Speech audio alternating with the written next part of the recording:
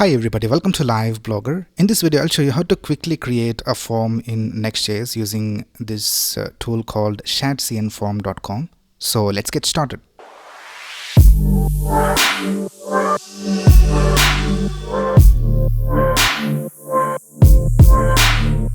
Alright, you can just go to this website called ShadCN-Form.com, and this is the homepage. Here we can see that we can build forms faster. And here is a demo, and if you scroll down, we have all the information about this tool, and this tool is completely free and open source. And let's go ahead and go to the playground. So let's click on this button. So this is the playground, and we can create forms using these buttons right here. And we can see that there are a lot of different buttons, and they are updating them regularly. So we have date time picker and location input and input OTP, so we can input OTPs over here. And all those things like this. You can also go ahead and delete and edit this form input fields. And there is also these templates over here. So if I click on this templates link, we can see that they have already created these login, register, forgot password, and these different commonly used forms. You can go ahead and directly copy and paste the code from here.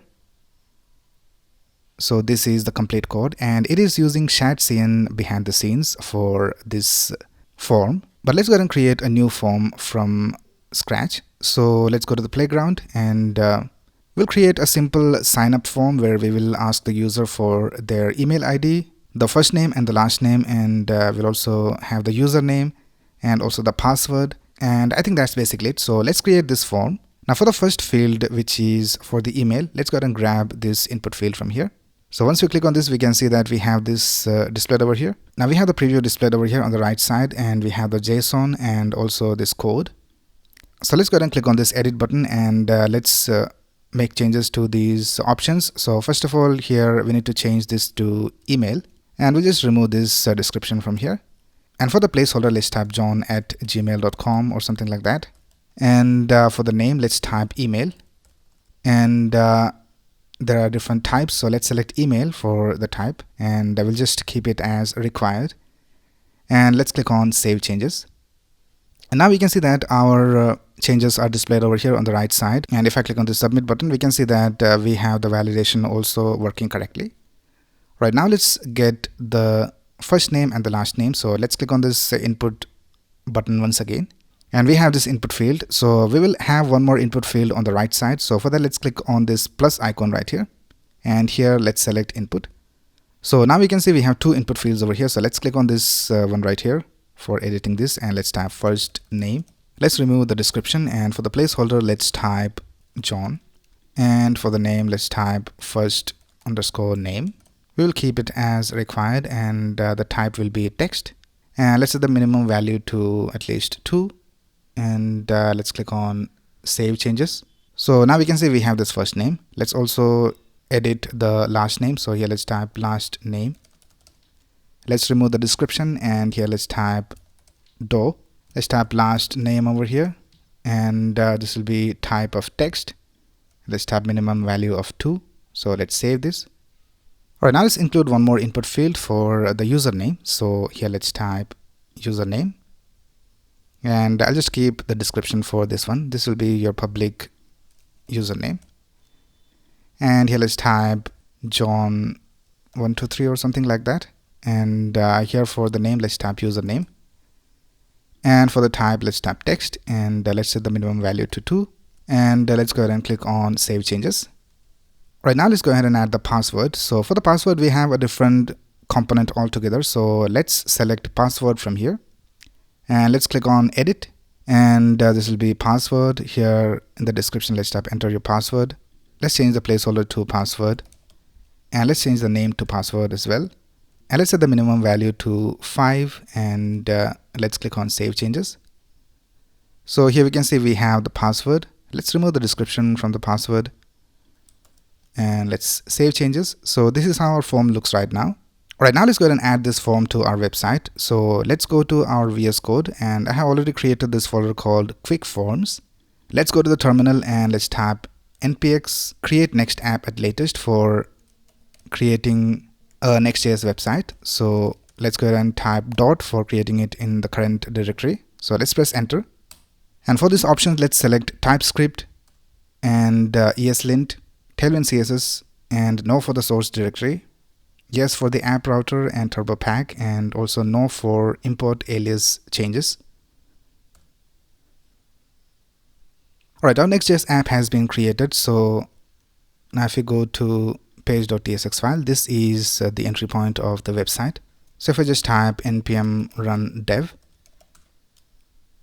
and let's open this link, localhost 3000, and here we can see our Next.js application is displayed over here.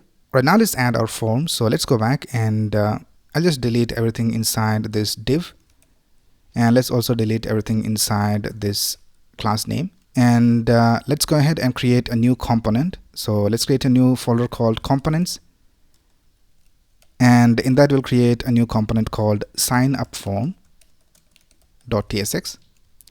And now let's go back to our ShadCN form, and let's go to the code and let's copy everything from here, and let's paste it right here. And let's go ahead and go to this export default function, and here let's change this to signup form. And let's go to the page.tsx file and let's add that over here. So let's type signup form and let's import it from components signup form. Right now we can see that we have a lot of errors in our application. So let's fix all of this. The first thing we need to do is we need to install all these different dependencies. So let's do that.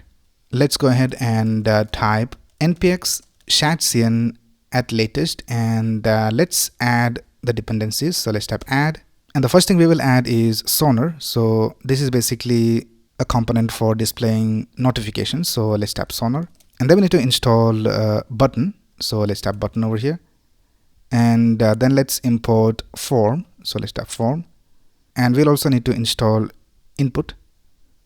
So let's type input over here, and I think that's basically it. And with the form installation, we'll also get React hook forms and Zod installed along with it. So let's press enter and let's see whether it works. And here we can see it says you need to create a components.json file to add the component. So let's press enter and let's select the base color as neutral. And with that, all these ShadCN components have been installed to the UI folder. So here we can see all these components. Now let's go back and let's see what errors we have. So the next one is that we don't have this password input. So this is not a default component from ShadCN. So let's go back to ShadCN Form. And here we can see we have this message which says that this form includes special components, and we need to add this component to our project. So let's open this link.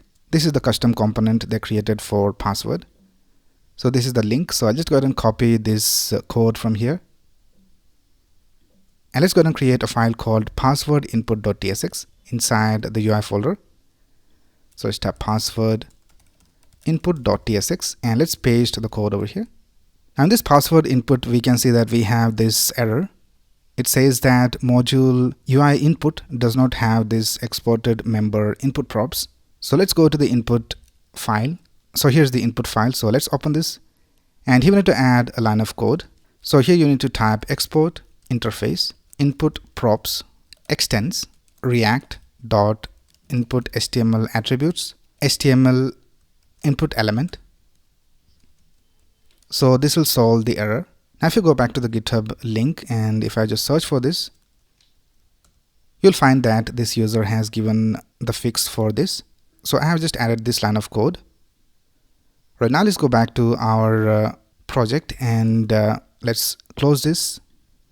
Right now this import is not updated, so let's delete this and bring it back. And now we can see everything looks alright, so we don't have any errors in our application. So let's go ahead and type npm run dev. Let's go back to our website and reload. So this is how our form looks right now. Let's also add a simple heading. So for this div, I'll just go ahead and type padding left and right of 8, and let's create an h1 and let's type sign up below.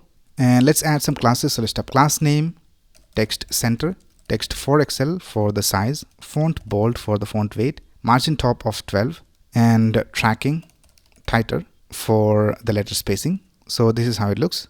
Now if you go back to our code and if you go to the sign up form, here we can see that when the form is submitted, we are calling this onSubmit function.